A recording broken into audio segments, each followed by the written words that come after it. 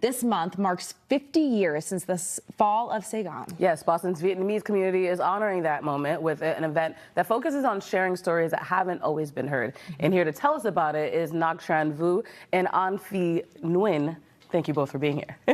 Thank you so much for having Absolutely. us. Definitely, it's a big year, and just wanted to mention that the Boston Vietnamese community is the largest in the state as well as New England. So we're really taking this as an opportunity to connect with members intergenerationally and also with the greater public to put on just like a memorable landmark experience. And you have an event on the 26th. What is that one? Yes, so we've been planning this for months now, and so on April 26th, Saturday, later this month, we're planning a momentous event with over 600 attendees at BC High to commemorate the 50th commemoration of the end of the war in Vietnam and beginning of the Vietnamese diaspora.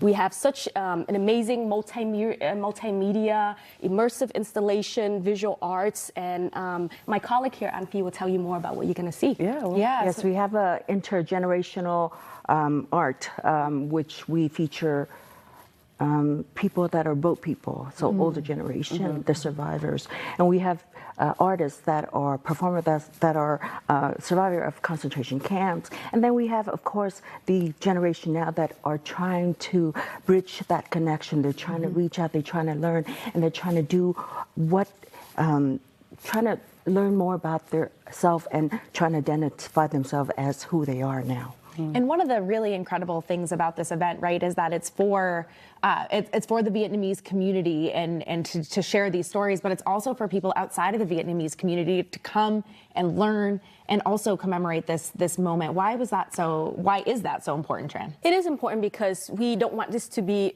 isolated. We want this to be for everyone because there's so much history, public memory of resiliency, legacy, and healing work. And so to be able to connect with the greater public is so important in our work because we want this to resonate with other communities that also parallel in terms of war's legacy and migration.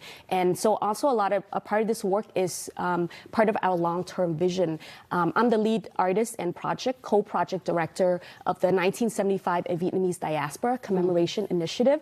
And part of our long-term vision is to build a long-term memorial in the Vietnamese community alongside our residents. And so to be able to put on this event, we do it annually. This year in particular, because it's the 50th commemoration, we really wanted to amplify it, to resonate that, so that people know about this work and the local community, and especially coming out of the pandemic, there's so many things that are constantly happening, but be able to recognize our history and to acknowledge it and value brings so much.